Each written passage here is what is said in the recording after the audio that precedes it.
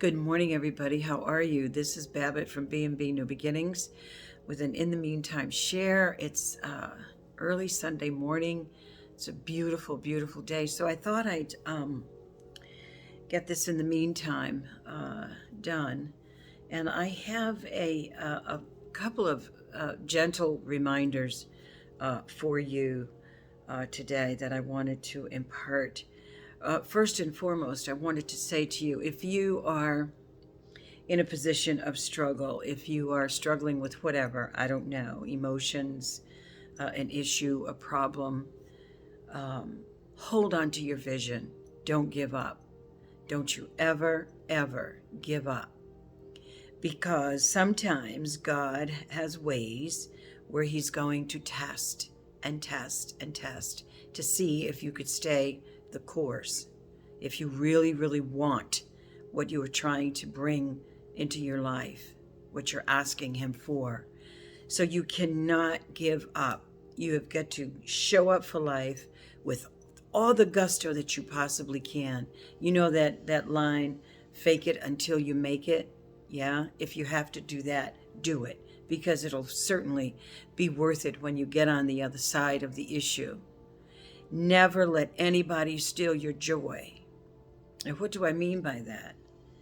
Sometimes when you're growing, like me, and I'm talking about my own personal experiences, I don't tell people how to live. I share from my heart to yours. If it resonates, great. If it doesn't, okay. I'm good with that because I'm on my journey and I'm fulfilling my purpose and the steps that God is ordering me to follow. So if you are letting people in your ear, in your life, direct you or have negative connotations or commentary or whatever, any of that stuff is a no.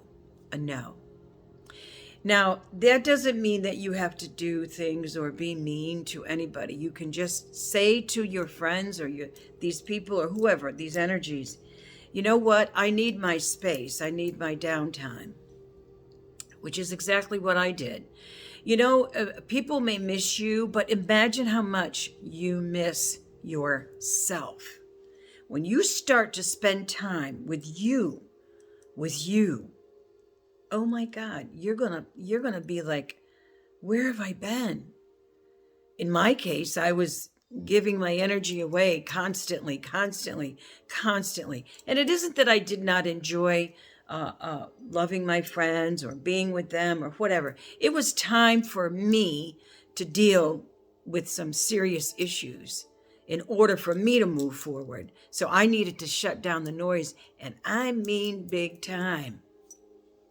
And when I did that, it was the most, as I reflect back on it now, because I started slowly doing it last year. And then as I moved forward, I was like loving it more and more, that I was focusing on me, so that I could build a new foundation and relationship with God. You hear me? I'm telling you the truth now. See, when you want to manifest in your life, it isn't like you snap your finger and you have what you want. Oh no. Oh no. You have got to do the work. You've got to understand the work. You have got to clear your decks. You've got to clear your baggage so there's nothing in your way. And on top of that, you will still be tested. But when you pass those tests, and you're going to know. See, the problem with life today is we don't have this kind of language with one another.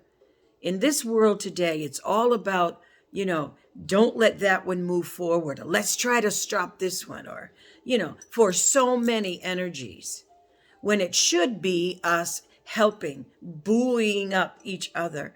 We don't do that in this life with one another. Some of us, yes. People like myself, light workers, people who help to heal other people, great pastors, and there are some out there like T.D. Jakes. I adore this man. The other day I heard him, and he said, if somebody walks out of your life, send them a sympathy card, because they're going to miss your energy. Let them go, because they will miss you. and get your sympathy card out, sign your name, and send it off. You know, you can't let people bog you down and, excuse me, project their conditioning on top of yours. It's too much of a fight. It's too much of a hassle. And the energy and the time that you waste, precious energy and time, when you could be focusing on your future, on your life, on what you want to accomplish, how you're going to help this universe, how are you going to lift it up in your small world. Never, ever give up. Never give up. I'm telling you, believe me, and you know, you've been following me. If you've listened to me from the beginning when I started, in the meantime, I've been through some sludge. Oh my God, I'm telling you. And not only have I walked through that sludge, cried my tears, you know, it doesn't mean I'm perfect. It doesn't mean that everything is just hunky-dory. What it means is that I am more aware and I am more available for me, so that I can deliver my energy properly and deal with my life in a very high-minded way, because my frequency has been boosted. You understand? My vibration is much higher. Things that I thought were important to me in the past no longer fit. Every time you grow, no matter what, you're going to need different tools in your growth at different times. You understand? In your life. Don't give up. Hold on to your vision. Don't let anybody steal your joy. Don't let anybody define or redefine you. That is your job. That is your job. The more you do that, you know, it's like a snowball effect. The more powerful you will become. Your intuition will be so spot on. You'll be so in awe. And that's where we should be, in awe. These are all gifts. These are all blessings. You understand what I'm saying to you? Somebody out there is listening. I don't know who. Somebody. Never, ever give up. Show up for life. Even on the hardest days, show up for life. And thank God and be grateful. Be grateful that He opened your eyes on this day. I hope this message is hitting home for somebody, because I was in my kitchen preparing a meal because I have guests coming, very happy guests. Some people some people aren't happy, especially these days. It's really hard. You know, everybody's struggling. Everybody's going through this. Everybody's going through that. I am in a great place right now. My heart is full. I'm looking forward to doing and sharing and building and, delivering my projects. I'm very, very, very excited. And again, it doesn't mean perfection. It just means I am more aware and I'm more available to self, so that I can give when I'm in a position to share with a friend or someone that I want to be in my sphere. I can be there 100%. Be selective now. Don't be giving your energy away. No, be selective. So I just wanted to share those thoughts, and I want to read this to you, okay? This comes from Melody Beattie. Did I say your last name right? Yes, Melody Beattie. I love this book. I love it. Cherish your connection to the universe. So take a minute, breathe out, and listen to these words. My relationship with the universe used to be different. I felt separate, apart, disconnected from the rest of the world. My vision of God used to be different too. I used to see God as sitting on a throne, separate and apart from this world. I still see God as the supreme creative force, but the separateness is melting, changing, transforming into something new.